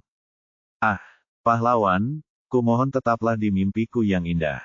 Suara dering yang keras itu mengejutkan Zhao Yu hingga hampir menjatuhkan telepon genggamnya. Halo. Dia segera memegang teleponnya dan menekan tombol jawab. Siapa ini? Apakah ini Zhao Yu? Terdengar suara laki-laki yang keras dan jelas di ujung telepon. Saya Gao Suhai. Kamu di mana? Zhao Yu segera teringat bahwa Gao Suhai adalah kepala bagian keuangan dari cabang Rongyang. Dialah yang bertanggung jawab atas aset seluruh cabang. Kepala bagian Gao. Kenapa? Zhao Yu belum pernah berbicara dengan kepala bagian sebelumnya. Dia tidak mengerti mengapa kepala bagian keuangan meneleponnya. Zhao Yu, cepatlah dan datanglah ke Departemen Keuangan. Ada masalah besar di sini. Cepatlah. Gao Suhai mendesaknya. Kepala Biro Luen juga ada di sini. Datanglah sendiri, dan jangan biarkan siapapun melihatmu. Bab 517. Saya di depan pintu Departemen Keuangan. Zhao Yu memegang teleponnya, sambil melihat ke arah pintu Departemen Keuangan. Dia bingung. Pintu anti-maling terbuka dari dalam saat itu, dan Gao Suhai, yang mengenakan jas, sedang memegang teleponnya. Dia menatap Zhao Yu dengan kaget. Wasai, kamu pantas mendapatkan gelar Rongyang Sherlock Holmes. Bro, apakah kamu seorang peramal? Ini sangat menakjubkan. Zhao Yu tidak bisa berkata apa-apa. Dia bahkan lupa menutup telepon. Ayo, cepat masuk. Detik berikutnya, Gao Shuhai menjawab, sambil menyeret Zhao Yu ke dalam ruangan. Begitu mereka masuk, dia segera menutup pintu secara diam-diam. Kepala bagian Gao, apa yang terjadi? Jangan coba-coba menakutiku, karena aku ini penakut. Zhao Yu berpura-pura gugup. Ia mengangkat kepalanya dan melihat kepala biro Luan Xiao-Xiao. Bagus sekali, hehe, bagus sekali. Gao Shuhai berkata dengan misterius, seraya menyeret kursi untuk diberikan kepada Zhao Yu, sementara pihak lainnya berdiri di sampingnya. Zhao Yu, kawan, aku harus mengucapkan selamat padamu. Kepala biro Luan datang ke hadapan Zhao Yu dan berkata, dengan senyum di wajahnya. Biarkan aku mempersingkat ini. Bukankah kau menemukan harta karun Buddha emas selama insiden General Rich? Kami menyelesaikan kasus ini melalui Biro Peninggalan Budaya, lalu menyerahkan semua informasimu, termasuk laporanmu, ke Biro Peninggalan Budaya Nasional untuk diperiksa dan disetujui. Sekarang, hasilnya sudah keluar. Biro Peninggalan Budaya memutuskan untuk memberimu spanduk sutra khusus, sebagai penghargaan atas tindakan heroikmu menjaga harta karun nasional dengan begitu berani. Batuk. Zhao Yu terbatuk, lalu mendesah panjang. Ia berpikir dalam hati. Hanya itu, kupikir ini tentang sesuatu yang besar. Mereka bertindak sangat sembunyi-sembunyi. Itu hanya spanduk sutra yang konyol. Apakah mereka harus bertindak sangat sembunyi-sembunyi seperti ini? Kepala Biro Luan mengambil setumpuk dokumen tebal lainnya, lalu berkata, saya tidak akan membacakan semua omong kosong birokrasi, tetapi saya akan langsung memberitahu Anda hasilnya. Bunyinya, karena Zhao Yu adalah satu-satunya penemu harta karun Buddha emas Kinsan, sehingga memberikan kontribusi penting dalam melindungi harta karun tersebut, Biro Peninggalan Budaya Nasional dengan bangga menghadiahkan Zhao Yu 39.845.000 renminbi. Setelah selesai membaca, Kepala Biro Luan meletakkan dokumen itu. Dia kemudian melihat ke arah Zhao Yu. Oh, terima kasih. Terima kasih. Hehe. Zhao Yu memberi hormat kepada Kepala Biro Luan dan Kepala Bagian Gao, lalu menangkupkan salah satu tangannya di kepalan tangannya yang lain. Namun, ketika kepalan tangannya masih di udara, dia tiba-tiba menyadari jumlahnya, yang membuatnya melompat tinggi ke udara. Dia bertanya kepada Kepala Biro Luan, apa yang kamu katakan? Berapa? Berapa banyak uangnya? Kepala Biro Luan tersenyum, lalu menyerahkan dokumen itu langsung kepada Zhao Yu. Zhao Yu melihat angka Arab itu, tiba-tiba tercengang. Di dokumen itu, tertulis dengan jelas 39.845.000 RMB. Bagian yang paling mengagumkan adalah dokumen itu tidak dikenakan pajak.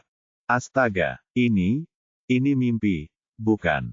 Zhao Yu tercengang. Dia tidak pernah menyangka bahwa negaranya benar-benar akan menghadiahinya dengan begitu banyak uang.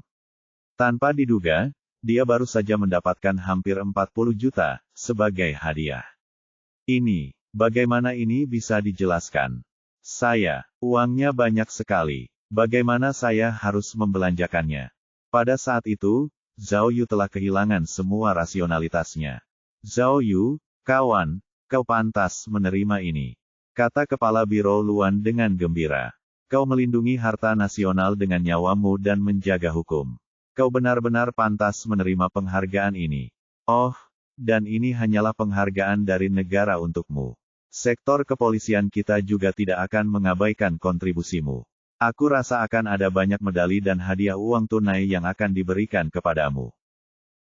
Wahaha, Zhao Yu merasa tersanjung. Emosinya meluap, dia memeluk Kepala Biro Luan, bahkan mengecup pipinya 2 kali.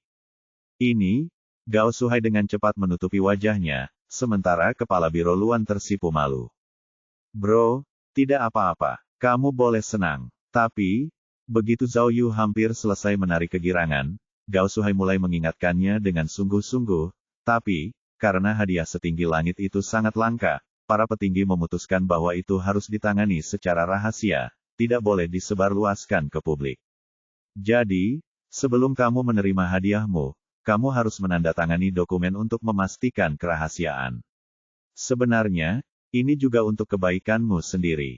Hehehe, tentu saja, tentu saja. Zhao Yu masih dalam keadaan sangat gembira. Gao, Kepala Biro Luan, saat aku selesai dengan tugasku saat ini, aku pasti akan mentraktir kalian berdua makanan yang layak. Kemudian, Zhao Yu mendekati Kepala Biro Luan. Dia takut Kepala Biro Luan akan melakukan sesuatu yang bodoh, jadi dia dengan cepat menghindarinya, sambil mengangkat kedua tangannya. Zhao Yu, tetaplah rendah hati. Ingat, semakin banyak reputasi yang kau bangun, semakin berat pula tanggung jawabnya. Kau telah menjadi panutan seluruh kepolisian Qinsan. Jadi, di masa depan, kau harus terus seperti ini, berhati-hatilah agar namamu tidak tercoreng. Tentu saja. Zhao Yu merentangkan tangannya, melompat ke arah Gao Shuhai. Gao Shuhai sudah bersiap dengan baik, karena dia sudah berada di belakang mejanya.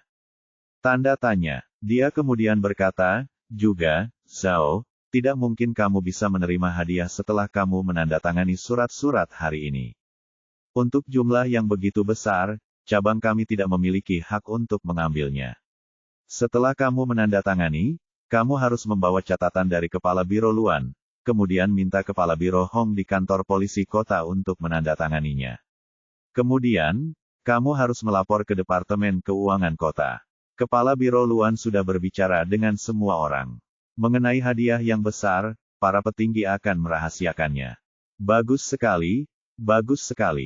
Terima kasih. Zhao Yu kemudian memberi hormat dan mengucapkan terima kasih lagi. Kemudian, setelah Zhao Yu menandatangani dan Kepala Biro Luan juga selesai dengan catatan itu, dia akhirnya meninggalkan Departemen Keuangan untuk berjalan menuju kantornya. Sepanjang jalan, dia sudah melayang di udara, memikirkan semua uang hadiah itu. 40 juta. Jika ditambahkan dengan uang tunai aslinya, total aset Zhao Yu mencapai lebih dari 50 juta. Dia bahkan lebih menakjubkan sekarang, dibandingkan dengan orang desa yang dulu, dengan hanya puluhan ribu. Tiba-tiba, rasa malas yang mendalam muncul dalam hati Zhao Yu. Jadi, mengapa aku harus terus mempertaruhkan hidupku? Sekarang aku punya 50 juta, dan aku sudah mendapatkan Dewi, Miao Ying. Saat kau mencapai titik seperti itu dalam hidupmu, apa lagi yang bisa kau minta?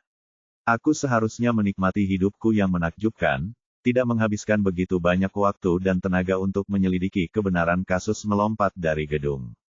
Lagi pula, untuk apa itu? Dan, kasus itu bahkan tidak berada dalam yurisdiksiku. Lagi pula, ini adalah kasus yang sudah ditutup, jadi mengapa aku memintanya? Sekarang, saya bisa membeli rumah mewah, atau mobil mewah. Mengapa saya harus meninggalkan kehidupan yang riang seperti itu untuk menyelidiki kasus di atap pabrik semen, terutama di hari yang hujan seperti ini? Mengapa saya melakukan ini? Mengingat kembali cara hidupnya yang bebas dan tak terkekang, dia harus mengakui pada dirinya sendiri. Bukankah semua ini kulakukan demi uang? Sekarang aku tidak kekurangan uang lagi, apakah itu berarti aku telah mencapai tujuan hidupku? Lalu, ia tiba-tiba teringat pada puisi heksagram. Ya Tuhan, apakah heksagram hari ini, alih-alih melambangkan suatu kejadian yang mengerikan, seperti sekumpulan orang sekarat, malah melambangkan fakta bahwa saya menerima hadiah uang dalam jumlah yang sangat besar. Tapi, jika itu melambangkan hadiah, setidaknya harus ada heksagram, dui, bukan? Jika hari ini menjadi heksagram, kun dui, atau heksagram, dui kian, bukankah akan lebih masuk akal? Mengapa harus menjadi heksagram, kian kan? Tepat ketika Zhao Yu sedang merenungkan semua ini, ponselnya berdering. Namun kali ini, Li Bei inilah yang menelepon. Tepat pada saat itu, Zhao Yu sudah tiba di luar kantor, jadi dia tidak mengangkat telepon, tetapi melangkah masuk dengan langkah lebar. Namun, begitu dia masuk, dia tiba-tiba melihat bahwa kantor itu penuh sesak. Hei, bukankah itu petugas polisi Zhao? Di antara kerumunan, ada seseorang yang tiba-tiba berteriak. Kemudian, ada beberapa orang yang berlari ke depan dan mengangkat kamera yang ada di tangan mereka. Mereka mengarahkan lensa ke Zhao Yu, lalu mulai mengambil foto. Tiba-tiba, ada dua orang lagi dengan kamera video, keduanya juga mengarahkannya ke Zhao Yu. Ya ampun, Zhao Yu menutup matanya dengan tangannya, sambil mengumpat pelan. Kepala Biro Luan, Gao Shuhai, kalian berdua benar-benar tidak bisa dipercaya. Bukankah kalian mengatakan bahwa semua ini harus dirahasiakan? Mengapa, dalam sekejap mata, kalian mengirim media untuk mengungkapku? Bab 518. Zhao Yu baik-baik saja dengan semuanya, tetapi setiap kali dia melihat kamera atau lampu kilat, dia menjadi takut. Tidak ada pengecualian pada saat itu. Melihat begitu banyak kamera, yang semuanya diarahkan kepadanya, dengan lampu kilat menyala, dia ingin berteriak. Dia menahan keinginan untuk menyerang orang-orang yang menyebalkan ini. Namun, sebelum ia sempat kehilangan kesabarannya, tiba-tiba ada sebuah keluarga yang beranggotakan 3 orang berjalan melewati kerumunan. Mereka adalah Lan Suping, Gao Ting, dan putri mereka, Niu Niu. Petugas polisi Zhao. Lan Suping berkata dengan penuh emosi, kami datang ke sini hari ini untuk mengungkapkan rasa terima kasih kami yang sebesar-besarnya. Ya, Gao Ting tampak sangat emosional juga. Terima kasih telah menyelamatkan putri kami, dan terima kasih telah menemukan kebenaran kasus pembunuhan apartemen, membuktikan bahwa Lan tidak bersalah. Air mata Gao Ting mengalir di wajahnya. Paman, paman. Kemudian, gadis kecil bernama Niu Niu berjalan keluar dari kerumunan. Dia membawa buket bunga di tangannya, yang kemudian dia berikan langsung kepada Zhao Yu, sambil berkata, Paman, terima kasih telah menyelamatkanku. Ini adalah pertama kalinya seorang gadis memberinya bunga. Bunga itu menyentuh hatinya, meskipun bunga itu berasal dari seorang gadis kecil berusia 9 tahun yang lucu. Terima kasih, Zhao Yu menerima bunga itu dengan gugup dan tergagap. Di kantor, tiba-tiba terdengar suara gemuruh tepuk tangan, diikuti oleh kilatan lampu. Tiba-tiba, Zhao Yu mengerti sesuatu. Lan Suping adalah seorang pemimpin di stasiun TV. Sekarang setelah ia dibebaskan, ia ingin memanfaatkan media untuk propaganda, guna mengklarifikasi ketidakbersalahannya kepada publik. Kedua, ia juga ingin memanfaatkan kesempatan untuk memuji unit investigasi kasus utama Rongyang, serta detektif Zhao, yang telah memainkan peran penting. Baiklah, sepertinya aku akan menjadi terkenal lagi. Petugas polisi Zhao, Lan Suping memegang tangan Zhao Yu. Kau tidak tahu betapa putus asanya aku saat Niu Niu diculik, saat aku dipaksa mengaku bersalah dan menyerahkan diri. Berkat kau menemukan kebenaran dan membuktikan ketidakbersalahanku, kau menyelamatkan aku dan seluruh keluargaku. Kemudian, keluarga itu membungkuk dan mengucapkan terima kasih kepada Zhao Yu, sementara Zhao Yu segera melipat tangannya, membungkuk dalam-dalam sebagai balasannya. Lampu kilat menyala lagi. Oh, benar juga, aku ingin memberitahumu satu hal lagi. Kemudian, Lan Suping memegang tangan Gao Ting, sementara dia berkata kepada Zhao Yu, Guru Feng Ling adalah guruku dan seniorku. Dia melakukan semua hal itu saat itu, karena dia ingin sekali menolong putra kesayangannya. Dia tidak bermaksud menyakiti Niu Niu kita, jadi, seperti yang kukatakan sebelumnya, selama kebenaran kasus Liu Jiao dapat terungkap, kami akan mencabut semua tuduhan terhadapnya. Sekarang, kami telah mencabutnya. Saat dia berbicara, Gao Ting menganggukkan kepalanya dengan tulus. Tiba-tiba, terdengar tepuk tangan meriah di kantor.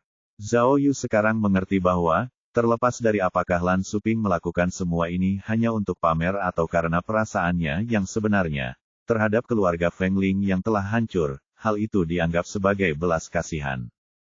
Jika mereka mencabut tuntutan, Feng Ling dan pengasuhnya, Mei Fang, dapat terhindar dari malapetaka masuk penjara. Feng Ling juga dapat berkumpul dengan Feng Kuo di hari-hari terakhirnya. Selama bertahun-tahun, mata Lan Suping berkaca-kaca, saat ia berbicara dengan penuh emosi, Feng Kuo dan aku adalah saudara yang tumbuh bersama. Kami bersekolah bersama, dan kami tinggal bersama. Namun, karena kasus Liu Jiao, aku menyimpan dendam padanya selama 10 tahun. Sekarang setelah kebenaran terungkap, kami berdua terbukti tidak bersalah. Jadi, kami masih bersaudara. Karena itu, aku akan melakukan apapun yang aku bisa untuk membantu Feng Kuo. Entah itu dilakukan untuk sensasi atau setidaknya diatur dengan sengaja, karena ada staf dari stasiun TV yang menggunakan laptopnya untuk memutar video drama yang pernah dipentaskan Lan Suping, Feng Kuo, dan Liu Jiao di masa lalu. Melihat adegan yang penuh kenangan ini, Lan Suping meneteskan air mata, hampir menangis sejadi-jadinya. Setelah sekitar 1 jam, selain menerima wawancara dengan media, ia juga mengurus banyak hal terkait kasus Feng Kuo. Pertama, Kepala Biro Hong telah memberikan instruksi khusus, mengaktifkan prosedur peradilan untuk membalikkan putusan kasus Feng Kuo. Ini berarti bahwa ia akan segera dibebaskan. Ditambah lagi, karena Feng Kuo dituduh salah, baik dia maupun suami Mei Fang, Zhang Haibo, yang membantunya melarikan diri dari penjara, akan mendapat pengurangan hukuman, mengingat keadaan khusus dalam situasi tersebut. Di sisi lain, karena Xiao Zhen telah mengaku bersalah dan mengakui bahwa dialah pembunuh yang menewaskan Liu Jiao, masalah lanjutan yang terkait mengharuskan Zhao Yu untuk menanganinya secara pribadi. Adapun Xiao Guofeng dan Kong Wei Shen, yang telah memberikan kesaksian palsu, mereka masih ditahan. Mereka akan dihukum sesuai dengan hukuman yang berlaku di kemudian hari. Dengan demikian, itu berarti keluarga Feng Kuo yang beranggotakan 4 orang masih berada di penjara. Saat itu, Zhao Yu belum bertemu Feng Ling. Dia bertanya-tanya bagaimana reaksi Feng Ling terhadap kasus ini, tetapi dia memperkirakan reaksinya tidak akan bagus atau menyenangkan. Hal ini disebabkan oleh fakta bahwa, meskipun putra sulungnya, Feng Kuo, akhirnya dibebaskan dari penjara, pembunuhnya ternyata adalah putra keduanya. Hasil seperti itu tentu tidak dapat dianggap sepenuhnya positif. Meskipun Xiao Zhen bukan anak kandung Feng Ling selalu menganggap Xiao Zhen sebagai anaknya sendiri. Karena itu, dia sangat menyayanginya. Biasanya, Xiao Zhen juga memperlakukan Feng Ling seperti ibunya sendiri. Duh, semua ini adalah rencana takdir. Tiba-tiba Zhao Yu teringat kalimat di buku catatan kuning itu, ada 1 liter air mata di balik setiap kasus kejahatan. Ya, segala sesuatu dalam hidup ini rumit. Bahkan jika itu adalah kasus kejahatan sederhana, tidak akan mudah untuk dipisahkan, hanya menggunakan rincian atau putusan hitam dan putih. Sebagai pelaksana hukum, terkadang tidak mudah untuk menangkap seorang penjahat dan menutup kasusnya.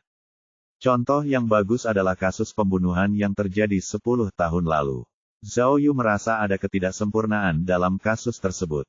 Terutama, ini karena orang tersebut, yang seharusnya bertanggung jawab secara moral, sebenarnya telah lolos dari hukuman hukum. Tentu saja, dia memikirkan Ai Lili. Tepat saat Zhao Yu memikirkan hal itu, ponselnya tiba-tiba berdering.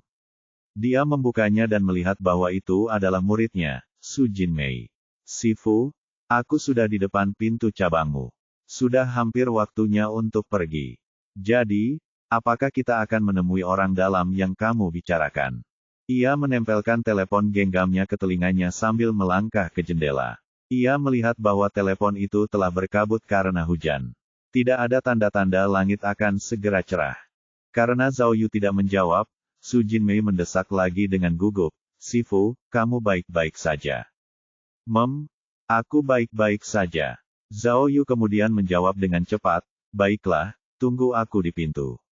Aku akan segera turun. Setelah menutup telepon, Zhao Yu segera menyerahkan beberapa tugas kepada rekan-rekannya, sementara dia mengambil payung dan berjalan keluar gedung. Tepat ketika dia turun untuk mengambil mobilnya untuk menemui Su Jinmei, Zhao Yu menyadari sesuatu. Ternyata, ini tidak ada hubungannya dengan uang. Sekalipun ia memiliki 50 juta dan kini bisa pergi dan sekadar menikmati hidup, dan juga tidak perlu baginya untuk menanggung kesukaran atau menjadi kesal, obsesi untuk mengejar kebenaran akan selalu bersemi di dalam hatinya. Meskipun ia melamun tentang kehidupan mewahnya yang bahagia dan penuh berkah, gagasan untuk tidak menjadi detektif dan berhenti menyelidiki tidak pernah benar-benar tertanam dalam benaknya. Jadi, setelah Su Jinmei meneleponnya, dia tidak dapat menahan diri untuk tidak melanjutkan pekerjaannya, karena dia adalah seorang detektif, sampai ke sumsum tulangnya. Ai Lili. Tepat saat ia berjalan keluar menuju hujan sambil membawa payungnya, nama Ai Lili kembali terlintas di benaknya. Walaupun dalam kasus pembunuhan apartemen, Anda dapat lolos dari semua tanggung jawab, dalam kasus jatuh dari gedung yang melibatkan saudari Chen, Anda tidak akan pernah berpikir bahwa Anda dapat lolos dengan begitu indahnya. Tunggu saja, Sherlock Zhao akan datang. Jangan berpikir bahwa Anda merencanakan konspirasi yang sempurna dalam sebuah skema. Tentu saja jangan Anda mulai percaya bahwa Anda akan dapat lolos dari tanggung jawab hukum lagi. Jangan khawatir, selama Anda benar-benar terlibat dengan kejahatan itu, saya pasti akan membuat Anda mengungkapkan diri Anda. Bab 519. Bukankah kamu datang terlalu pagi? Su Jinmei baru saja masuk ke dalam mobil, ketika Zhao Yu tidak sabar untuk bertanya, apa yang aku perintahkan kepadamu, bagaimana hasilnya? Sifu, ada lebih dari 40 perusahaan pengiriman ekspres di Yunzhou. Kata Su Jinmei, untuk menyelidiki informasi logistik mereka, itu bukan sesuatu yang bisa dilakukan dalam waktu singkat. Tapi, jangan khawatir, Kapten Zhang sudah mendelegasikan tugas itu kepada seseorang. Jika ada pengiriman ekspres yang berhubungan dengan Le Chao, mereka pasti akan mengetahuinya. Bagus sekali. Zhao Yu menyalakan mesin mobilnya, lalu melaju keluar dari kantor polisi. Hujan tidak kunjung reda, malah semakin deras. Guntur masih terdengar dari kejauhan. Pejalan kaki di jalan itu jarang terlihat, jadi suasananya benar-benar sepi.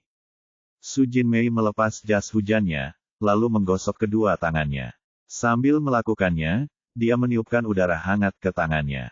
Zhao Yu melihat ini dan segera menyalakan pemanas di dalam mobil. Sifu, jika benar-benar ada pengiriman kilat, menurutmu apa yang akan tertulis di dalamnya? Tanya Su Jinmei. Menurutmu apakah itu adalah kebenaran lain yang terkait dengan kasus jatuh dari gedung? Atau mungkin Le Chao menyimpan bukti lain? Sulit untuk mengatakannya, jawab Zhao Yu. Lalu, bisakah kau memberitahuku, kemana kita akan pergi sekarang? Su Jinmei bertanya, orang dalam yang kau bicarakan tadi, siapa dia? Kau akan tahu saat kau tiba. Zhao Yu menjawab dengan misterius. Dia adalah orang yang mengendarai Bentley. Pukul 4:15 sore, Zhao Yu mengendarai Land Rover-nya ke kantor pusat Bai Sili Group. Sesuai janji sebelumnya, Zhao Yu bertemu dengan manajer Li Chen, yang pernah mengendarai Bentley dan ingin mempekerjakannya sebagai pengawal. Ternyata, orang dalam yang dimaksud Zhao Yu adalah manajer umum grup Bai Sili. Kantor Li Chen dilengkapi perabotan mewah. Ketika dia menyuruh staf di sekitarnya untuk pergi, hanya ada 3 orang yang tersisa di sana. Manajer Li Chen, kurasa aku sudah menjelaskan tujuan kunjunganku lewat telepon. Zhao Yu berkata lugas. Kami di sini hanya untuk menanyakan tentang hubungan manusia antara ketua dengan yang lain. Baiklah, baiklah. Li Chen menjawab dengan sungguh-sungguh. Aku pasti akan menceritakan semua yang aku tahu. Sejujurnya, aku telah melihat saudara perempuan Chen tumbuh sejak muda. Kematian tragis saudara perempuan itu, membuatku merasa, saya menyelidikinya secara rahasia. Zhao Yu menjawab dengan sungguh-sungguh. Saya menemukan bahwa, mengenai masalah tersebut, di mana Anda ingin mempekerjakan saya sebagai pengawal mereka, Anda melakukannya atas kemauan Anda sendiri. Itulah sebabnya saya datang ke sini untuk mencari Anda, sehingga saya dapat mengetahui lebih banyak tentang situasinya. Benar sekali. Li Chen mengangguk dan mengakui. Terakhir kali, kau mengalahkan beberapa bawahanku yang luar biasa, dan Nona Mochi sangat kagum padamu. Jadi, aku ingin bertindak sebagai perantara untuk mencarikan Nona Mochi pengawal yang dapat diandalkan. Manajer Li Chen, Zhao Yu mengikuti dengan cermat dan berkata, apapun yang kita bicarakan sekarang, Anda tidak boleh memberi tahu orang keempat. Saya mengerti, kata Li Chen dengan tulus. Jangan khawatir, karena saya pasti tidak akan mengungkapkan apapun. Kemudian, dia menghela napas panjang dan mengeluh. Sejujurnya, hubungan keluarga dalam keluarga Chen terlalu rumit. Tuan Chen Bingxian, Milei dan Mochi, dan istrinya, Ai Lili, bahkan ketua sendiri, tidak peduli siapa yang akan bertemu dengan siapa, situasinya akan selalu kacau. Zhao Yu mengangkat alisnya. Dia tidak pernah menyangka keluarga kaya akan memiliki kebencian seperti itu satu sama lain. Sebenarnya, sejak ketua jatuh koma secara tidak sengaja, aku sudah meramalkan akan ada sesuatu yang besar yang akan terjadi. Sayang sekali, aku masih gagal mencegah bencana itu. Aku sangat menyesal tentang itu. Kemudian, Dada Li Chen naik turun dengan kuat. Dia tampak sangat emosional. Jangan gugup, santai saja. Zhao Yu menasihati. Ceritakan detailnya satu per satu. Baiklah, Li Chen menyusun ulang kalimatnya. Mari kita mulai dengan Chen Bingxian. Sebenarnya, dia dan ketua adalah saudara tiri. Karena perebutan perusahaan dan keuntungan finansial, hubungan mereka tidak baik sama sekali. Beberapa tahun yang lalu, karena masalah reorganisasi kepemilikan saham, mereka berdua berselisih paham. Pada akhirnya, ketua lebih terampil. Dia tidak hanya mempertahankan jabatan ketuanya, tetapi Chen Bingxian juga ditipu dengan sangat buruk. Dia kemudian menambahkan, oleh karena itu, Chen Bingxian membenci keluarga direktur. Saya pikir, itulah sebabnya dia melakukan sesuatu yang begitu ekstrim. Oh, Zhao Yu mengangguk. Lalu, bagaimana dengan Ai Lili? Apa pendapatmu tentangnya? Wanita ini, Li Chen berpikir dan berkata, dia hanyalah istri orang kaya. Dia hampir tidak terlibat dalam urusan perusahaan. Namun, sejak direktur jatuh koma, dia mulai mengambil bagian atas nama ketua dewan. Dan, dia terbukti cukup cakap. Agar Chen Bingxian tidak memanfaatkan kesempatan untuk masuk, dia menggunakan semua cara yang mungkin untuk memastikan stabilitas dewan direktur. Sejujurnya, saya pikir itu adalah salah satu alasan mengapa Chen Bingxian terus-menerus bersekongkol untuk menyingkirkannya. Bagaimana dengan saudara perempuan Chen? Zhao Yu bertanya lagi. Li Chen mendesah berat lagi.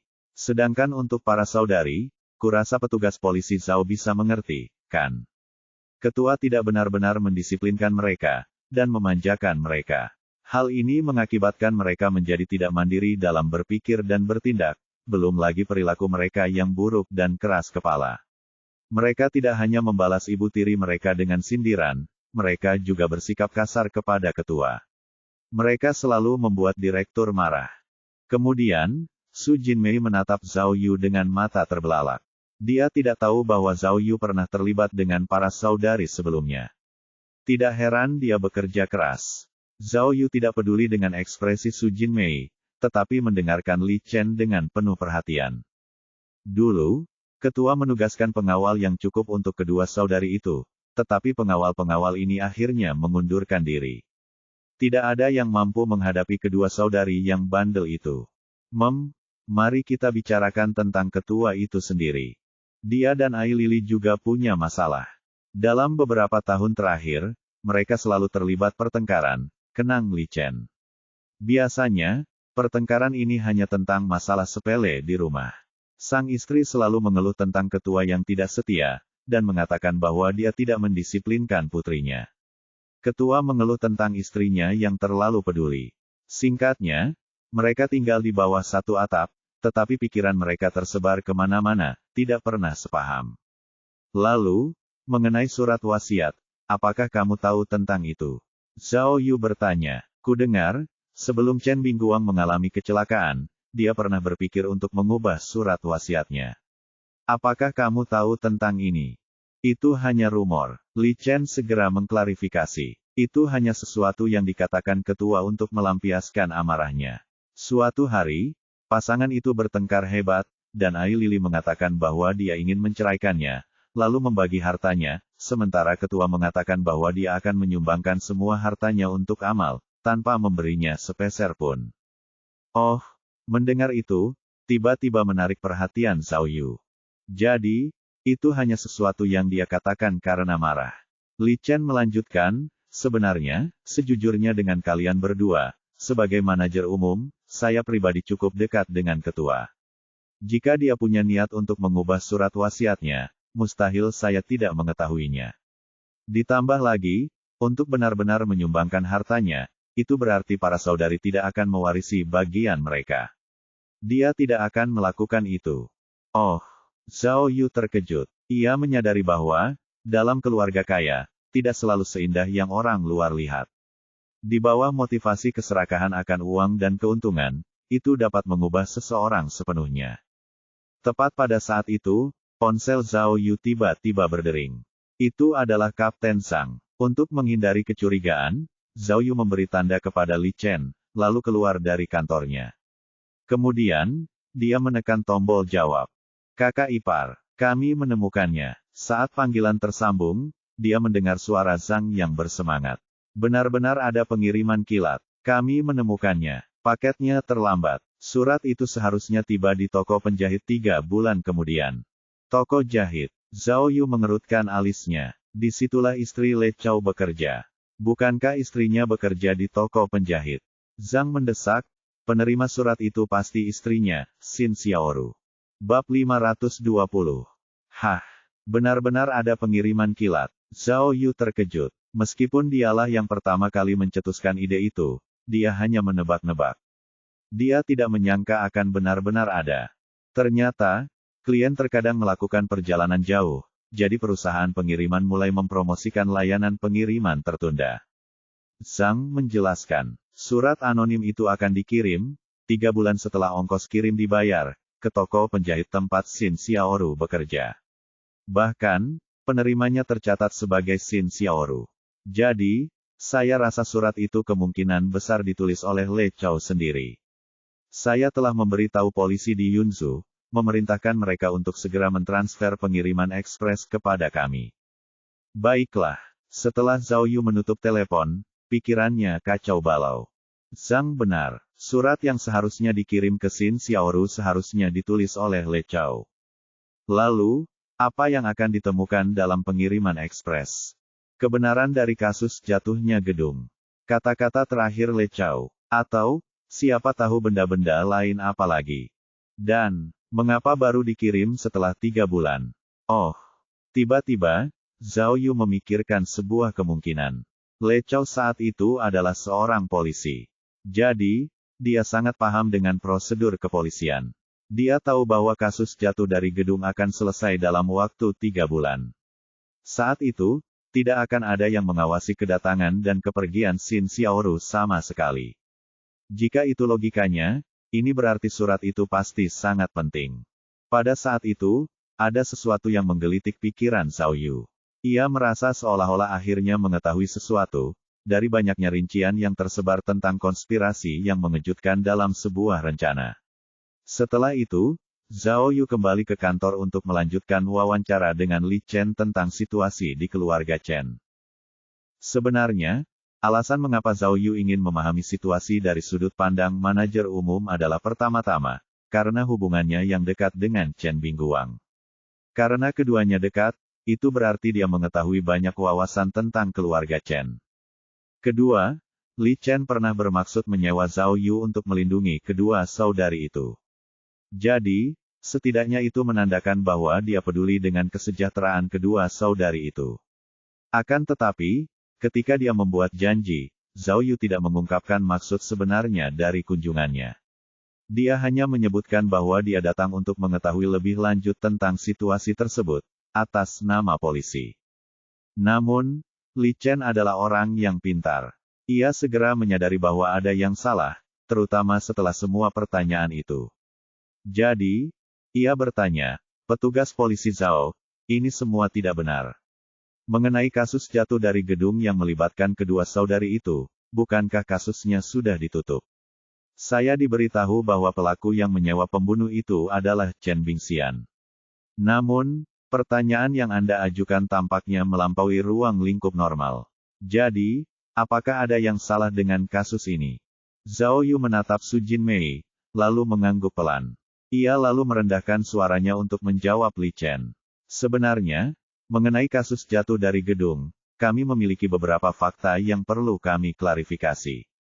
Meskipun ada bukti konklusif bahwa Chen Bingxian adalah orang yang mengontrak pembunuh tersebut, kasusnya tidak sesederhana yang terlihat pertama kali. Oh, Li Chen tercengang. Chen Bingxian sudah mengaku bersalah, apalagi yang dicurigai.